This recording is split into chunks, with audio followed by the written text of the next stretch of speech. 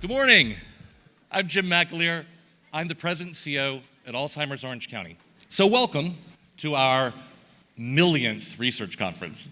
I was talking to Linda Sheck a while ago that I've been in this position for 18 years, and this is one of my favorite times of year because we actually get to, again, come together after all of this COVID to see each other in person, our peers, our comrades in arms. So welcome, and thank you very much for making the trek to join us today. Alzheimer's Orange County exists to provide services and supports to people experiencing some form of memory loss. Our 2 day centers, our support groups, care consultations, helpline are part of how we do that. Part of how we do that is our partnerships. I'm really, really pleased that we're able to partner with UCI Mind for so many years. Dr. Josh, morning. Love the suit. And the Alzheimer's Association Orange County chapter, which I know personally very well, and they do some tremendous work, and Deborah Levy. So our partners today could not do what we do without our sponsors behind you. So I encourage you to visit every table, learn about what they do, and learn how they can help you in your journey. The important part of today is not just what we learn. It's not just that we learn where research is going, what's happening, the hope for a cure, the speeding of the process. Today is about research itself. Without people signing up for tests, for trials, science does not move forward. So look at your calendar, look at your clock, and decide if you or someone you love might be willing to check out and see if you could participate in a clinical trial. We need more money from the federal government. We need more participants in clinical trials. And together, we can make that happen. Now that's enough for me. Good morning again. And I'd like to invite Deborah Levy to come up and talk about her great work.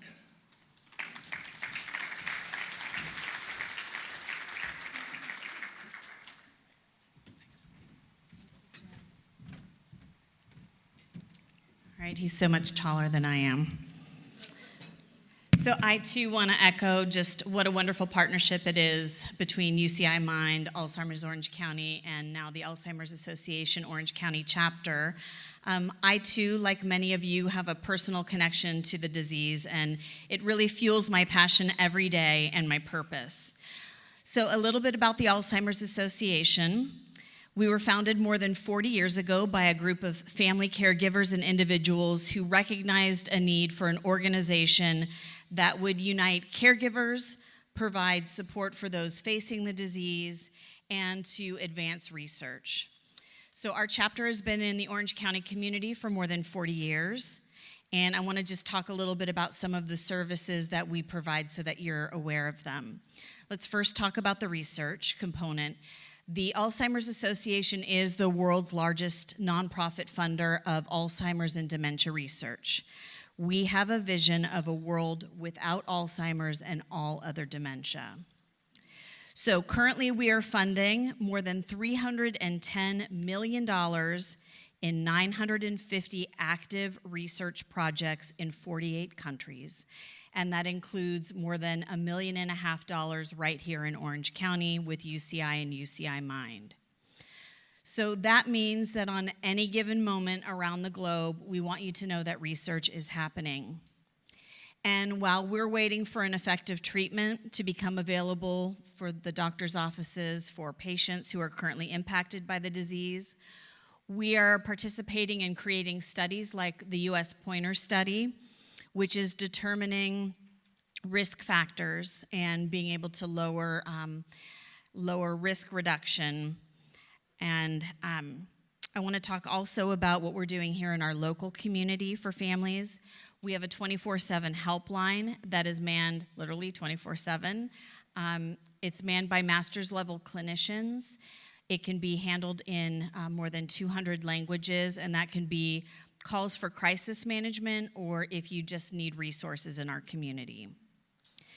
Every day in Orange County, we are offering free educational programs, understanding Alzheimer's disease, managing money, effective communication strategies are just 3 of the topics. And on any given day, we have support groups that are taking place throughout the community. Those 2 are not only in English, but we have them in Vietnamese and in Spanish and other languages as well. 2 other resources that I wanted to let you know about. One is our award-winning website, alz.org. Please go on to our website. There's a tremendous amount of information there. And if you have a smartphone, you can go to the App Store and look for the app called Science Hub. And that will let you stay up to date on the latest news, research information, and expert information on dementia. Oh, also one more thing is we do have Trial Match. So if you are looking for navigating clinical trials, as Jim mentioned, you can contact our Trial Match program and they will be able to help you navigate clinical trials that are happening around the world. So I guess I just want to leave you with this. The Alzheimer's Association is working with the medical community, the scientific community, national and local leaders, because we have volunteer advocates both in Sacramento and in Washington, D.C. We are here to help you and your family. And from the bottom of my heart, I want to thank you for what you do every single day to help those who are impacted by Alzheimer's and all other dementia. I hope you take something away from today's conference. We're grateful to serve, and it is now my pleasure to introduce Dr. Josh Grill.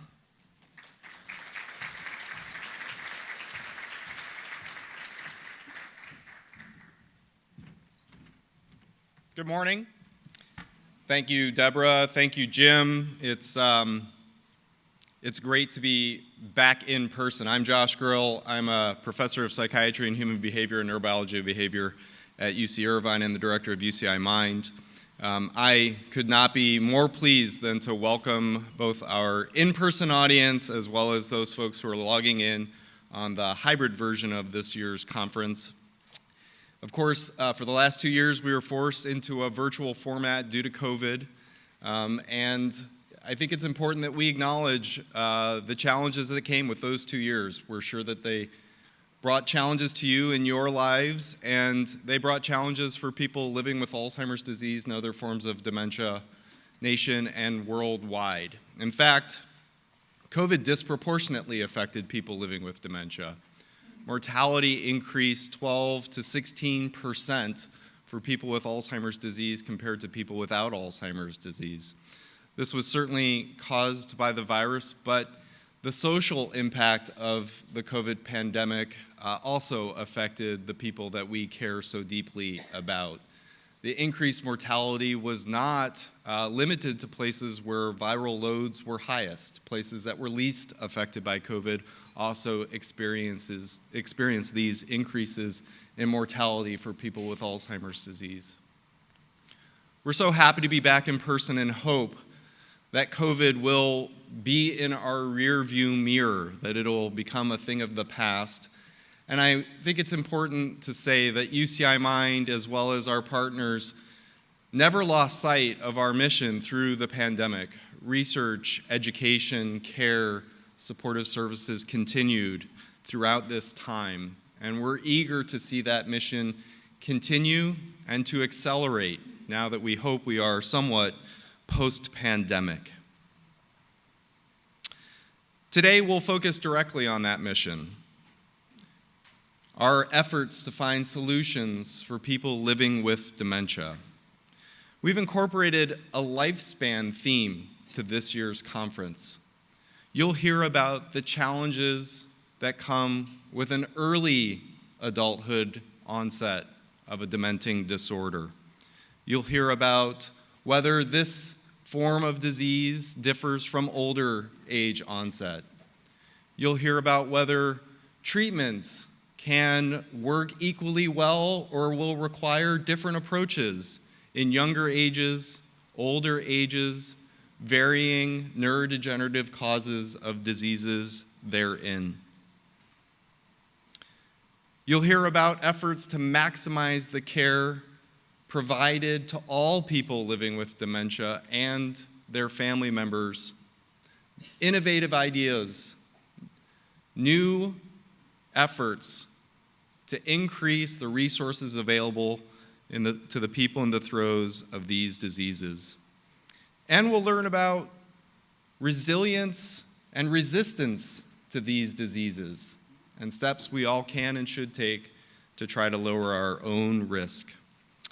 Our lineup includes outstanding speakers from around the country, as well as some of our renowned experts from right here at UCI. And we'll conclude by welcoming back the highly popular caregiver panel, hearing from people living through the challenges we aim to stop for all. Before we get started, I want to make a few housekeeping notes. During the breaks, we do encourage you to visit all of the exhibitors. There'll be some commercials online for people who are watching via the hybrid. In particular, I want to thank our platinum sponsors, Elector and Sorrentus.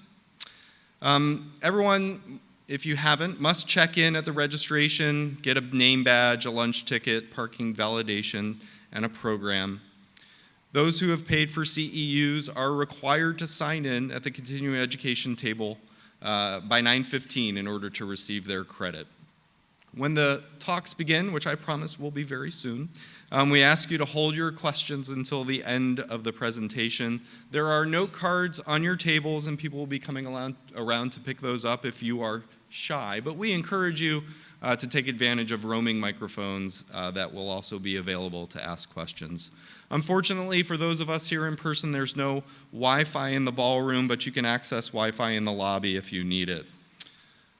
For those online, there'll be a Q&A function in the chat. I can see that from right here to make sure that we address your questions if you're at home in your pajamas sipping your coffee there. Lastly, these events take tremendous amounts of energy and effort. And I want to thank the highly collaborative group of individuals who were essential to planning this hybrid event.